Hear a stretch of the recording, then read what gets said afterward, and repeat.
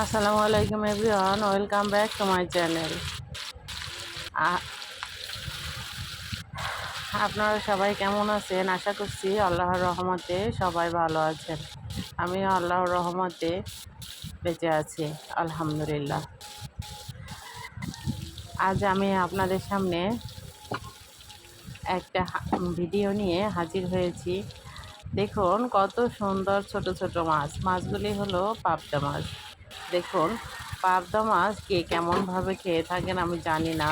আমি আজ এভাবে রান্না করলাম, দেখি খুব ভালোই হয়েছে, তাই আপনাদের সাথে শেয়ার করছি।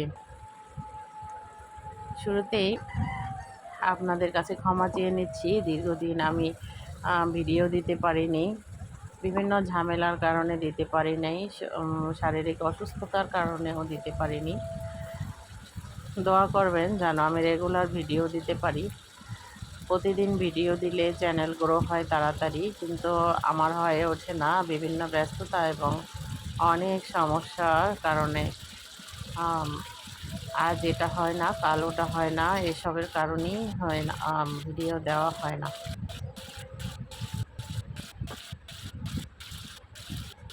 দেখুন, আমি মাছগুলো কেমন করে ভেজে নিচ্ছিলাম, দেখেই লোভ লাগছিল। শুরুতেই মাছগুলো তো শুধু ভাজা নয়, মাছগুলোর সাথে আরও অনেক কাজ করতে হয়। মাছটা ভালোভাবে ধুয়ে নিতে হয়, মাছ কেটে ধুয়ে তারপরে আবার খুব ভালো এত ভালো করে পরিষ্কার করতে হয় মাছ, না হলে মাছ থেকে গন্ধ আসে। তাই আমরা সকলেই চেষ্টা করব যেন মাছ বাজার থেকে আনার পরে খুব ভালোভাবে পরিষ্কার করতে। মাছ কেটে ধুয়ে ফেললে অনেক মজা এবং ভালো হয়। দেখুন, শুরুতেই আমি একটা বাটিতে ধোয়া মাছ নিয়ে নিচ্ছি।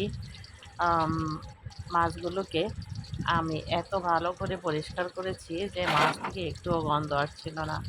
অনেক সময় আমি মাছে লেবুর রস দিয়ে ধুয়ে থাকি।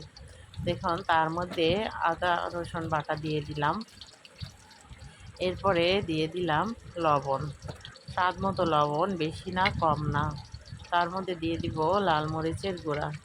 লাল মরিচের গুঁড়া দেওয়ার পরে এই পর্যায়ে দিয়ে দিব একটু হলুদের গুঁড়া। এবার আমি আর একটু গরম মশলার গুঁড়ো দিয়ে দিব। আমি শুধু জিরার গুঁড়া কিংবা ধনিয়ার গুঁড়া ব্যবহার করি না, আমি একটা মশলা করে নিয়ে রাখি, সেই মশলাটা দিয়েই ব্যবহার করি। দেখুন, মাছটা আমি খুব ভালো করে মেখে নিয়েছি। এবার মাছটা ভাজার পালা। একটু সময় রেখে দিলে ভালো হতো, কিন্তু আমি রেখে দিব না, এখনই ভেজে নেব। মাছটা খুব ভালো করে মেখে রাখার পরে কড়াইয়ে চুলার মধ্যে একটি তাওয়া দিয়ে দিয়েছি, তার মধ্যে তেলটা গরম হয়ে গেছে। এর মধ্যে এক এক করে আমি মাছগুলো দিয়ে নিলাম। দেখুন কত সুন্দর করে দিচ্ছিলাম। আপনারা এর থেকেও ভালো পারবেন আশা করছি। দেখুন, আমার ভিডিওটি যদি আপনাদের ভালো লেগে থাকে, আমি ছোট ছোট ভিডিও আপনাদের সাথে শেয়ার করি। যদি ভালো লেগে থাকে আমাকে লাইক কমেন্ট শেয়ার করে সাপোর্ট করবেন, পাশে থাকবেন। আপনাদের সাপোর্টে অনেক ইউটিউব চ্যানেল অনেক দূর এগিয়ে যায়।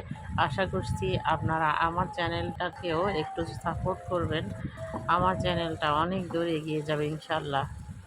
দেখুন, আমি মাছটা দেওয়ার পরে আমি আজ মাছটা ঢেকে দিইনি।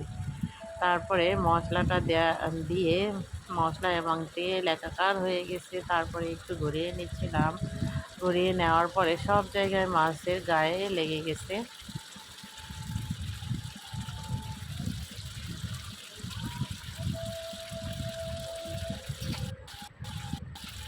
এবারে মাছটা ভাজার পালা।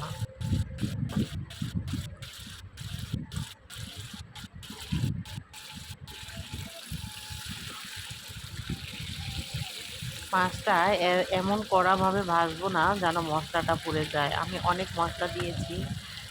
দেখুন আমি মাছটা একটু হয়ে আসলে আমি উল্টিয়ে দিয়েছি। আপনারা হয়তো বলবেন যে মাছ নিচ দিয়ে তো পোড়া দাগ লাগেনি। না, আমি পোড়া দাগ লাগাইনি, তাই লাগেনি। দেখুন